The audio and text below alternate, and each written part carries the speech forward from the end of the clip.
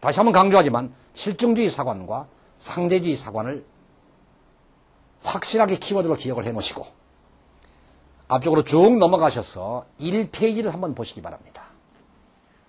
1페이지를 보시면 1페이지의 내용은 여러분이 처음 보는 도형일 수 있습니다. 제가 고대사가 전공이기 때문에 새롭게 구성을 해봤습니다. 이건 우리 사학자들이 외국의 이론을 그대로 복원을 해서 번역한 것입니다. 그렇기 때문에 우리가 새로 만든 이론은 아니지만 세계사에서 얘기하는 국가 발전 단계론을 우리 역사에 적용시킨 것이고 그대로 모든 국사나 근현대사의 개론서는 다 이러한 기준으로 쓰였습니다. 자, 그러면 제가 여러분들한테 주문을 할 때 모든 용어들은 그냥 넘기지 마라. 반드시 근거가 있다. 동사나 부사, 모든 지명까지도. 두 번째, 유물유적을 볼 때 왜 만들었는가, 어떻게 생겼는가를 눈으로 반드시 봐야만 된다. 세 번째는 역사를 인식할 때는 있었던 그대로를 복원하는 일은 불가능했다. 그러니까 후대의 자기의 입장에 따라서 재해석한 것이다. 라고 하는 사실을 가지고 일쪽을 보시면 원래 덴마크의 고등학교 교사인 톰슨이라고 하는 사람이 아이들을 가르치는데 기록이 없으니까 이 시기를 어떻게 가르쳐야 될까? 석기를 사용한 시대, 석기시대, 금속기를 사용한 시대, 금속기 시대로 나누어서 가르치기 시작했습니다. 이걸 모방한 영국의 고등학교 교사 러복이라고 하는 사람이 돌도 그냥 깨가지고 사용한 구석기 시대가 있고 이걸 약간 가공해서 사용한 신석기 시대가 있더라. 금속기도 녹는점이 낮은 청동기를 사용한 시대가 있고 여러분 이 지구상에 청동기보다 철이 훨씬 더 많습니다. 그런데 왜 청동기가 먼저일까요? 녹는점이 낮으니까 가공하기 좋거든. 그리고 청동기는 덩어리로 발견됩니다. 철은 다른 것과 함께 화합물로 존재합니다. 청동은 적으니까 서로 차지하려고 하지만 철을 재련하는 방법을 알면 싸울 일이 없습니다. 워낙 많으니까. 그리고 철기가 일부 지역에만 사용한 초기 철기 시대. 이건 여러분 제가 시기를 구분해 놓은 거예요. 시험 보기 위한 방법입니다. 그리고 철기가 널리 보급된 시대로 나누어서 가르치기 시작했고 이걸 가지고 영국의 사회학자 서비스가 사용하는 도구에 따라 사회 모양이 달라졌더라. 그래서 사회 발달 이론을 제시하는 것입니다. 먼저 이 시기를 영국의 사회학자 서비스는 여러분 밴드라는 뜻도 있지만 무덕이라는 뜻이 있죠. 무리사회구나 라고 우리는 해석을 해서 이 시기를 우리는 무리사회라고 얘기를 하고 즉 빙하기에 무리를 지어서 먹을 것을 찾아 이동생활을 했다라는 얘기입니다. 신석기 시대는 트라이브라고 사회 발달 단계를 서비스는 설정을 했고 트라이브가 종족이라는 뜻이기 때문에 우리는 이걸 부족사회라고 해석을 했습니다. 그런데 사회 기본 단위가 시족이고 시가 다른 사람과만 결혼을 했다. 이걸 보고 우리는 무슨 혼인? 그렇죠. 족외혼이라고 부릅니다. 청동기 시대는 사회 발달 단계로 치프, 우두머리가 발생한 사회, 치프톰 사회라고 부르고 우리가 해석을 할 때는 계급이 있는 사회, 군장 사회, 학자마다 다릅니다. 시험도 다르게 나오지요. 음락 사회 또는 성업 사회, 성업국가, 군장 사회, 군장국가, 음락 사회, 음락국가라고 부르는 것입니다. 이 시기에 우리나라 최초의 국가가 생겼다. 여러분 일찍에 보니까 어느 나라예요? 그렇죠. 고조선이죠. 계급이 발생했습니다. 그런데 이 군장이 한 30명이 모여 산다라고 가정을 한번 해보십시다. 그런데 다른 데서 500명이 쳐들어왔어요. 막을 수 없지요. 물론 힘이 강하면 막을 수 있겠지만 옆에 50명씩 30명씩 군장들이 많이 있다. 우리 뭉치자. 또는 대토목 사업을 한다. 살기 위해서 물을 다스려야 된다. 범람을 한다. 또는 저수지를 만든다라고 할 때 많은 인력이 필요하죠. 우리 뭉치자. 그래서 뭉치게 되었을 때를 국가의 초기 형태가 생겼기 때문에 초기 국가라고 부르는데 이걸 베개 우리는 primitive state. 지금 제가 영어를 쓰는 이유는 이걸 이렇게 번역하는 것이지 이걸 이렇게 번역한 게 아닙니다. 그래서 여러분이 외울 때 영어 단어도 함께 공부하면 더욱 좋지요. 이때는 연맹 왕국인데 연맹을 하고 힘이 강한 부족의 장이 왕이다. 어떻게? 이렇게 군장들이 서로 연맹을 했다. 이렇게. 그리고 가장 큰 부족의 장이 왕이다. 그런데 이 왕은 자기 부족을 다스릴 뿐 다른 부족을 자기가 점령하고 왕이 된 게 아니기 때문에 왕은 왕이지만 왕권이 약합니다. 이 시기가 바로 부여, 고구려, 마한, 진안, 변안, 옥조, 동해. 옥조와 동해는 힘이 비슷한 부족들만 있지 힘이 강한 부족이 없으니까 왕권이 없습니다. 단지 왕은 공동의 목적을 위해서 뭉쳤고 힘이 좀 강해서 왕이기 때문에 왕은 왕이지만 왕권이 강하지 않다는 얘기죠. 이들 부족장들은 각자 개별 행동을 합니다. 끝에 부족장 이름은 가라는 명칭이 붙는다. 여러분 부여에 마가, 우가, 저가, 구가, 고구려에 고추가, 상가, 대가.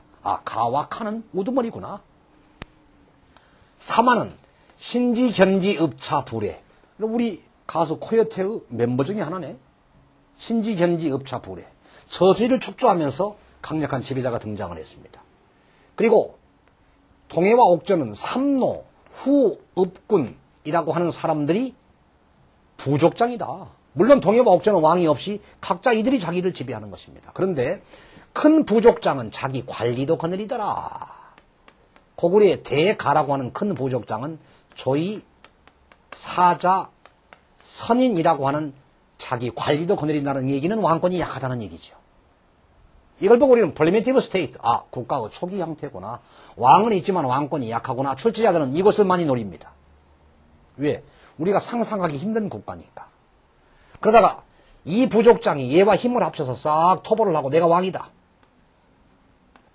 그러면서 중앙으로 권력이 집중된 중앙 집권 국가가 탄생을 했더라. 이걸 보고 우리는 고대 국가라고 부르고 우리는 스테이트 또는 킹덤, 왕국이 탄생했다는 얘기입니다. 이렇게 제시를 하고 중앙 집권 국가가 되면서 부족장들을 중앙 관료화시키고 이들의 크기에 따라서 등급을 정해준 것이 신라의 골품제도예요. 이게 고구려, 백제, 신라 그리고 통일신라와 발해도 이런 형태입니다. 중앙 집권 국가다. 여러분 항상 머릿속에 기억을 각인시켜야 됩니다. 사회 발달 단계론을 여러분 이쪽으로 가시면 구석기 시대는 방사선 탄소 연대 측정법에 의해서 측정을 해보니까 어떻게 측정을 하죠? 여러분 탄소는 일정한 기간을 두고 부피는 그대로 있는데 질량이 절반으로 감소하는 기간, 이걸 반감기라고 합니다. 과연 빗살무늬 토기 옆에 붙은 탄소 추출하고 오늘날 불을 떼서 탄소를 만들어서 부피를 똑같이 해가지고 무게를 달아보면 연대 금방 할 수 있죠. 왜? 부피는 똑같은데 질량이 절반으로 감소하는 기간이 50년이다. 근데 질량이 절반이다. 그러면 50년 지난 거죠. 플러스 마이너스 오차가 15년밖에 안 됩니다. 그래서 연대가 밝혀졌다고 하는 것은 거의 불을 사용했다고 보면 틀림이 없습니다. 왜? 나이테 측정법, 암석 측정법도 있지만 가장 정확한 것이 방사선 탄소연대 측정법이니까. 그러면 연대, 불, 연기를 시켜보시고 신석기 시대는 트라이브, 부족 사연대. 여기는 기원전 약 8,000년경부터 시작이 되었다. 이 시기는 나라가 없고 평등 사회입니다. 조계원이죠. 주의해야 될 점, 이때는 이 시가 모계 사회의 시족입니다. 우리 아저씨 할 때 아저씨의 시와는 달라요. 그리고 이 부족이 서로 뭉쳐서 싸우면 이긴 자와 진 자가 생기니까 청동기 시대는 기원전 1000년, 만주는 약 200~300년 올라갑니다. 철기는 BC 4세기에 들어오죠. BC 4세기에 들어왔을 때 철기라고 하는 것이 일부 지방에만 사용되었고 이때도 여전히 군장 사회입니다. 이건 중국에서 왔고 이건 시베리아에서 왔다는 거 여러분 주지의 사실이죠.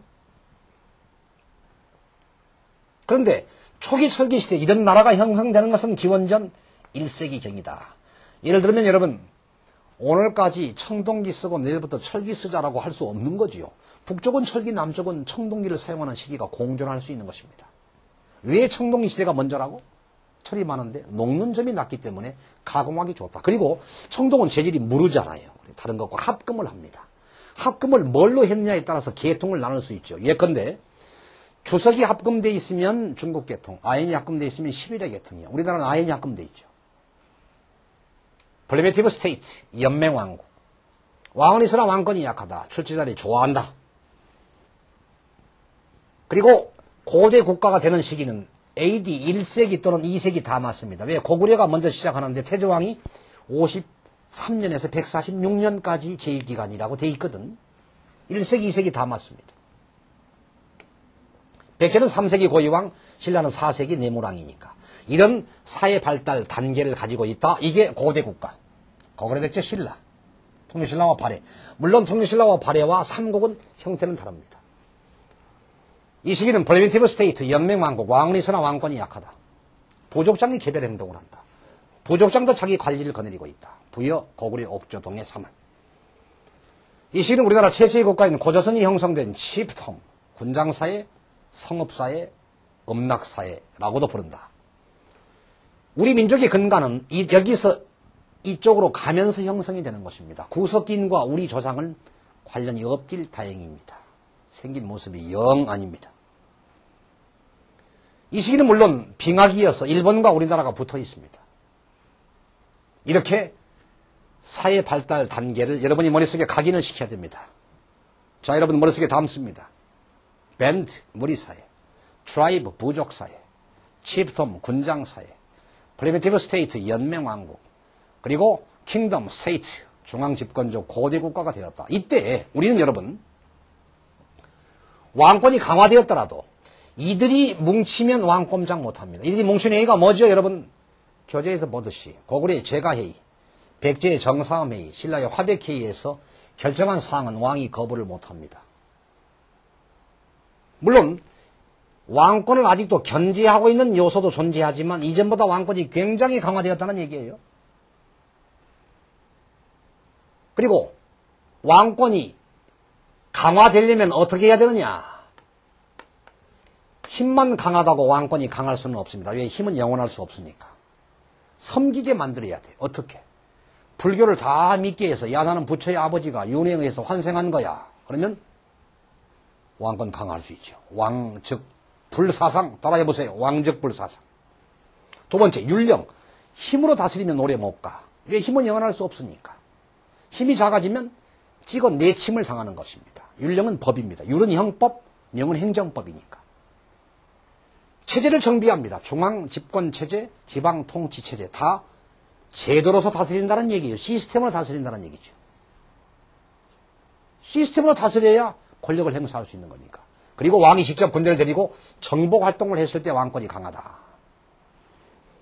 물론 골품제도라고 하는 것은 부족적 전통이고 크기에 따라 등급을 정해줬는데 힘이 강한 부족은 육도품, 작은 부족은 사도품을 주었다는 것은 아직도 육도품이 두려우니까 높은 관직을 주었다는 얘기고 높은 관직을 주었다는 것은 아직도 부담을 가지고 있다는 얘기입니다. 따라서 골품제도는 왕권 강화 요소도 되지만 견제 요소도 된다라고 하는 것이 여러분이 주의해야 될 사항입니다.